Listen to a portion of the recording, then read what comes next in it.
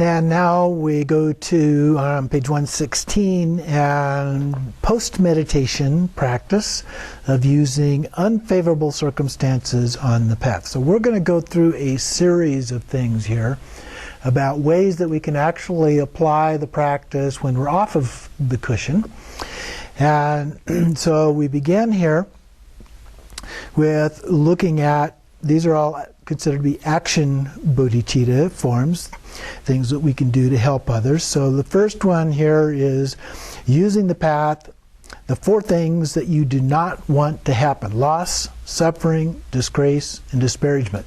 So we've got something for each of these 4 that we're going to look at here. So verse number 12, if someone driven by great desire seizes all my wealth or induces others to do so, to dedicate to him my body, possessions, and past, present, and future merit, is the practice of a bodhisattva.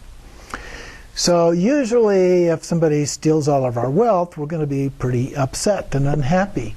But the view here is to turn that around and say, well, they must have needed that more than I do. And so we recognize them and generate a sense of merit for them for having taken that in a way that hopefully they can use in a beneficial way. So to have wealth and property are normally thought of as desirable, but attachment to them is an obstacle. So that's the potential problem that we have, is when we cling to the things that we have in that way. It frees us from fetters that these things have created, so you should feel nothing but gratitude. You've been set free. I had a friend, he's not there anymore, but lived in Sedona. And you remember a few years ago they had a bunch of fires up there, and he lived up this canyon, and it went up this canyon and it made a turn, and he had about an acre or so of land, and went right up and burned his house completely to the ground. About a week after he had just finished a complete remodel of the house. And you could imagine that somebody like that would be pretty upset about it, and yet he was completely unfazed. It just happened, you know. And so you don't have to be completely bent out of shape when those things happen. We have to learn to practice. He was a practitioner, and so he was able to apply those things in a way that was very moving to me, to actually see somebody be able to do that. So remember that if you lose everything, it can only be karmic result of your having deprived others of their possessions in the past. There is no reason to feel anger or angry with anyone other than yourself. I'm not sure you really need to feel angry with yourself either, as far as that goes. And then next paragraph, a great bodhisattva never has angry thoughts toward anyone who harms him. Instead, his main concern is for that person's welfare. And then going on to the next page, 118, second paragraph, always pray that all beings suffering may come to you and not to them. Make the wish that you will always be able to serve them. Their minds will be forever full of joy. In that same way, in the Guru Yoga practice, you meditate on the teacher visualized above the crown of your head. So too, meditate here on all beings as though you were carrying them on your head, and pray to be able to dispel their suffering and bring them to happiness. Now, I've never seen that exact description before anywhere, about all beings being on the crown of your head. But you know, that would be another way of doing it. The principle here is to imagine all beings and being able to benefit all beings in some way. And that's not just human beings. Those are animals and birds and fish and insects and so forth. All different forms, life forms. To feel compassion for someone who is harming you is such an effective way of purifying your obscurations, freeing yourself from anger. In the next paragraph, in the beginning, this may seem difficult, but to have a truly good heart is something for which everyone has capacity. The Dalai Lama uses that term, the good heart, a lot. Take all suffering of the person harming you into your heart and send them your own happiness. You can also offer a water torma or a burned offering, a puja, and giving your body away as an offering to the three jewels, a present to the Dharma protectors, a gift to suffering sentient beings, a repayment of your karmic debts to harmful spirits and obstacle makers. For all of these, it is important to have a thorough grounding in the practice of the four boundless attitudes. Those are the four immeasurables. Okay? Love, compassion, joy or sympathetic joy, and equanimity. Here he uses impartiality. So those are also practices that tie in with these. Part of the Bodhisattva, key Bodhisattva practices, in addition to the 37 practices and the 6 perfections. All of those are key practices. In the morning, your first thought should be commitment to do whatever you can to help others and bring all beings to ultimate happiness. In the evening, dedicate all beings the merit that you have gathered during the day. If anyone tried to harm you, make the wish that they be free from all animosity and vindictive feelings, and that all their positive aspirations be fulfilled. So again, it's creating a very different way of looking at other beings than we typically have. So it brings about a true change in your attitude, but it's hard at first to do that. So we keep on trying, and eventually we're able to do that. So the second one here of the 4 is to use suffering on the path. So verse 13, if in return for not the slightest wrong of mine someone were to cut off even my head, the power of compassion to take all his negative actions upon myself is the practice of a bodhisattva. Again, this is a little bit of an extreme, but the basic principle is what we're looking at here. In many of these teachings, it's more important to look at what the principle is or what the story is. What's the moral of the story, so to speak, that's being talked about, rather than trying to read it in a literal fashion. So remember that this is a result of some of your past actions in terms of karma and reincarnation. Think of it that way. Do not get angry. Let your enemy do whatever he wants to get satisfaction. Now, again, that's a potentially problematic thing, because they're going to earn a lot negative karma from doing that, probably. And so letting them do that could be a very negative thing to do. So even as the story in the sutras about the Buddha in one of his earlier lives killing the boatman, or not the boatman, but one of the passengers on the boat, who was going to kill and rob all of the passengers on the boat, and he was more willing to take on the negative karma from killing that person, so that person didn't take on all the negative karma from killing and robbing all of the other people. So intention is the key. We always need to take a look at intention when it comes to karma as a part of that. So continuing on to the next page then, below the quote, in return for harm, a bodhisattva tries to give help and benefit. The results of his negative actions may come upon you instead, and dedicate to him the results of your own positive actions. Now, we can't literally transfer our karma into somebody else, but when we do make this kind of a wish as a prayer for somebody else, then it can have some beneficial effect. And then to practice in such a way also helps eradicate your belief in a truly existing self. So when we look at it from an ultimate point of view, we're also getting rid of our attachment to self, nature of self, as an obstructive force in our own lives. So we have to let go of all of that.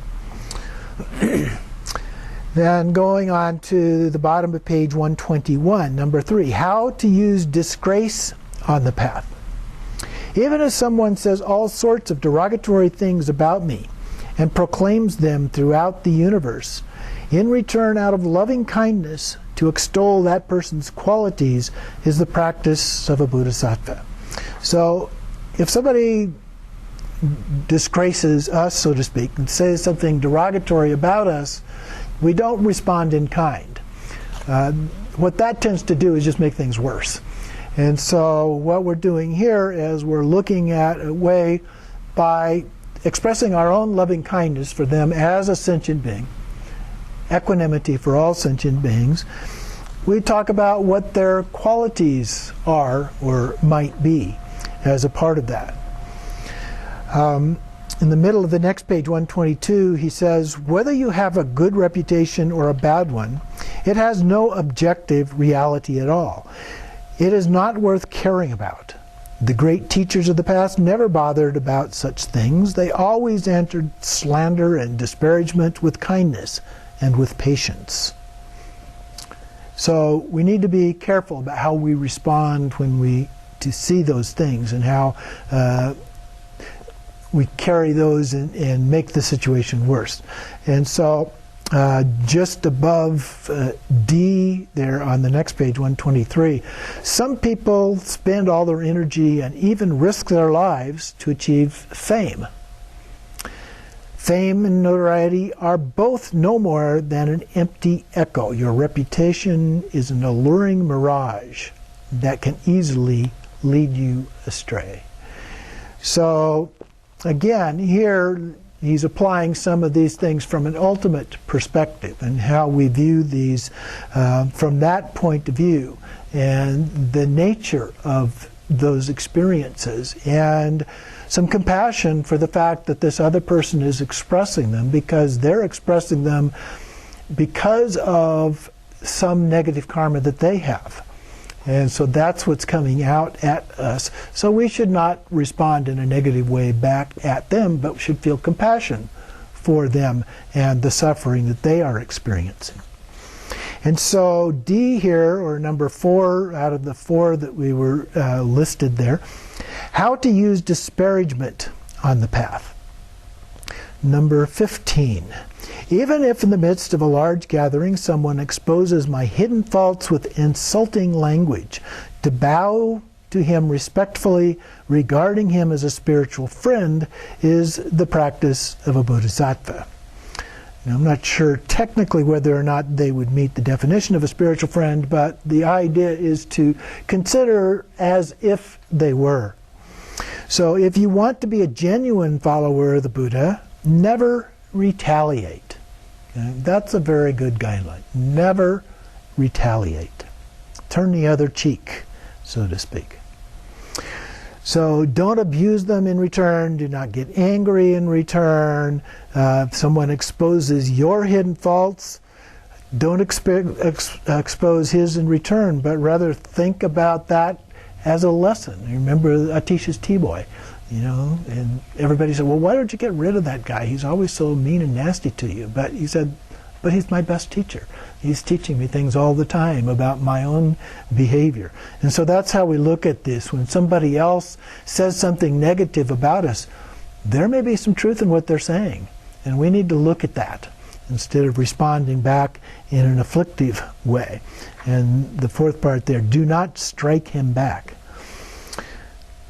So, in the middle of the next paragraph, practice patience and never give way to anger. Use it as a chance to let go of your own pride. Practice generosity and compassion by giving the victory to the others and being happy to lose. Allowing others to win is a characteristic of all the Buddhist paths. So it's something that's not easy to do. It takes some effort to do that. It takes some practice to do that. And you might have to just practice with some other guy in the mirror there, You can just imagine that person's saying some things about you. And there is an actual practice where you say negative things and you watch that person in the mirror saying these negative things at you, and you learn to respond to them with kindness and love and so forth. So we have to learn how to do this practice. And not harm others as in a way of responding to them. Here's a quote from Atisha, at the top of page 125. The best spiritual friend is the one who attacks your hidden faults. The best instructions are the ones that hit your hidden faults. The best incentives are enemies, obstacles, and sufferings of illness. So we can use these things that come up, the negative things that come up, the challenges that we experience in our lives, as a way to actually do practice to help us overcome those things. And then skipping the next paragraph, but in the little longer one there in the middle of the page, from the point of view of absolute truth, there is not the slightest difference between gain and loss, pleasure and pain, fame and disgrace, praise and disparagement. Those are the 8 worldly concerns. So those are things that we can learn, that we don't want to be attached or averse to any of these things. Then at the bottom of the page, next, using on the path the 2 things that are difficult to bear. So we've completed the first list of 4. Now we're moving on to another list of 2. Being wronged in return for kindness and humiliation. So at the top of page 126. First, how to use on the path being wronged in return for kindness. So verse 16, even if one I've lovingly cared for, like my own child, regards me as an enemy, and sometimes our children do that to us, to love him even more, as a mother loves a sick child, is the practice of a bodhisattva. And so when somebody does that, that can be a challenge to us, as we've been talking about. If you do something good for others, it's a mistake to expect anything in return. Altruism, without the expectation of anything in return. Or to hope that people will admire you for being a bodhisattva. We do it anyway. So someone may return your kindness with resentment, hatred, or harm, but just love them all the more. Next paragraph, many people do not have a good fortune that you enjoy of having met a spiritual teacher. They need your help and your compassion more than anyone else, no matter how badly they may behave. You are simply the victim of your own emotions. People that harm you are simply the victim of their own emotions. Think how good it would be if they could be free of those emotions. And to meet someone who really hurts you is rare and precious treasure, like the Atisha statement. Hold that person in high esteem. Use the opportunity to eradicate your defects and progress on the path. And then in the middle of the page, the next one, B, how to use humiliation on the path. Verse 17. Even if my peers or my inferiors, out of pride, do all they can to debase me, to respectfully consider them like my teachers on the crown of my head is the practice of the Bodhisattva. So someone with your own ability or status, or even inferior to yours, might criticize you and try to humiliate you, but don't get angry, don't get upset, and don't feel badly treated. It's hard, but we can practice. And one of the best ways to practice actually is to role play with yourself. You know, just imagine going through that. Imagine somebody doing that, especially if you encounter somebody who kind of regularly does that to you, and there's a chance they may do that again to you. Then just imagine having that discussion and what it would be like if you didn't respond in those ways to that person, but rather with compassion. Instead, respect such people as kind teachers. Pray that they may be able to that you may be able to do them as much good as possible. Do not wish to take revenge. Patiently remain humble, never proud. The great teacher Dong Trungpa Gyalwai Jungye would circumambulate even a dog on the side of the road in recognition of the Buddha nature that, like all beings, is possessed. Kind of an interesting thought about doing that. You start to go around a dog and usually they'll get up and they'll run around too.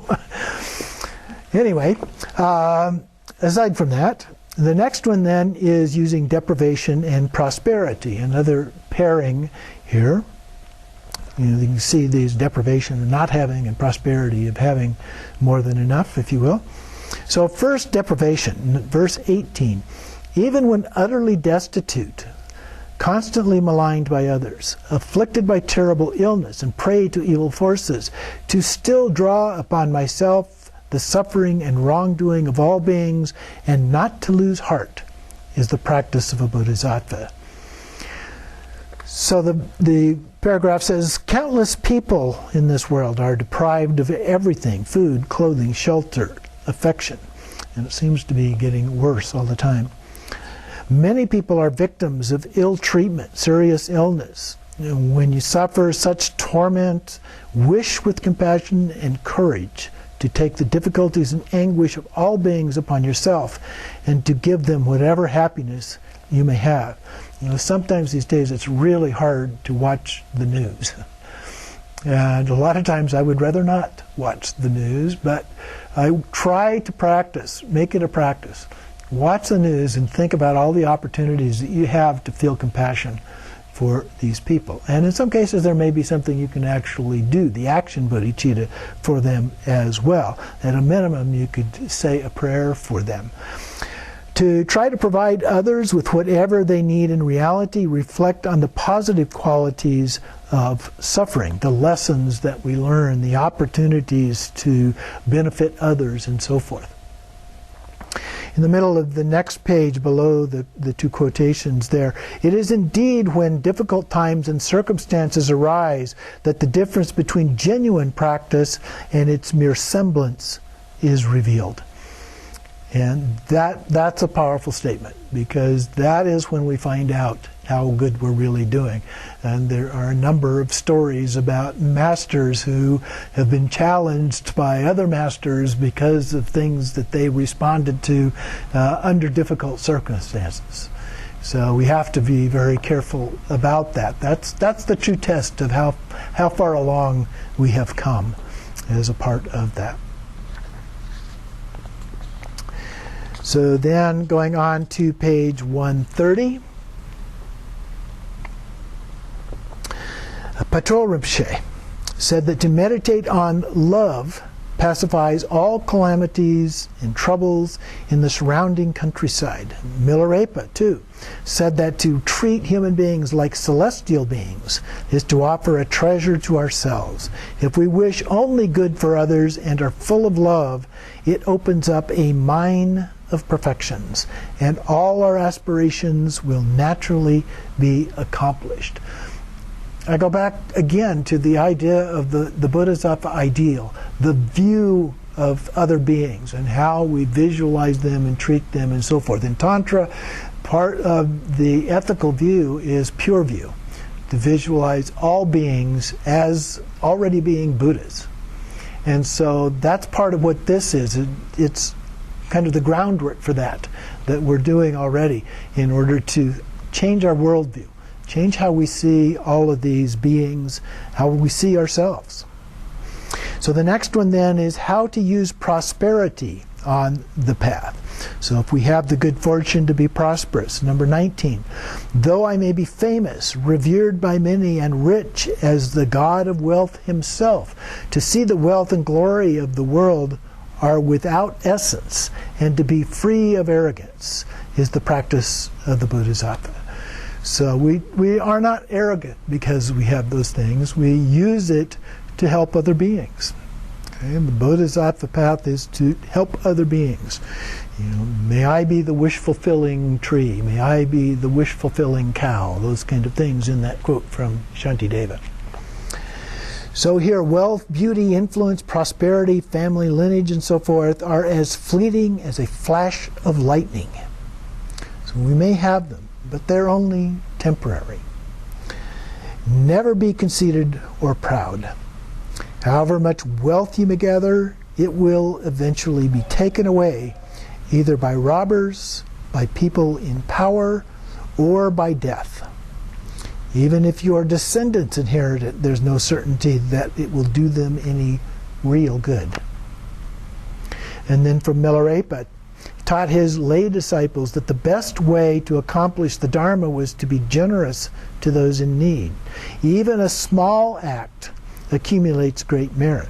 If you have power and wealth, make it meaningful. Use it for the sake of the Dharma and to benefit beings. And the Buddha talked about the very same thing in the sutras, the Nepali canon, that it's not wealth itself, it's how you earn the wealth. You earn the wealth by doing things that were beneficial. Did you pay your employees a good wage? Did you take care of the employees? Did you not harm others in the business transactions that you were engaged in, and so forth? And then having that wealth, what you do with that. Do you share it with others in need? Do you help others one way or another as a part of that? So how you earn it and what you do with it are very important from the Buddhist point of view, including Shakyamuni Buddha as a part of that. Going to page 132, second paragraph there. Use your wealth and possessions in the very best possible way to help others. Whenever possible, try to provide others with their everyday needs of food, clothing, shelter, and so on. At the same time, make the wish to be able to fulfill their ultimate needs by giving them the sublime gift of Dharma. Gandhi said, "Be the good we wish in the world." And so I think that's an appropriate one to use here too. Even though he wasn't Buddhist, it's still an appropriate kind of a thought about literally being that idea. Because that's what we're trying to do, is be that bodhisattva, to not just wish that for all beings, but to help it actualize, to help everybody achieve liberation or enlightenment. So we are going to stop there, and then we'll pick up there with verse 20 next week.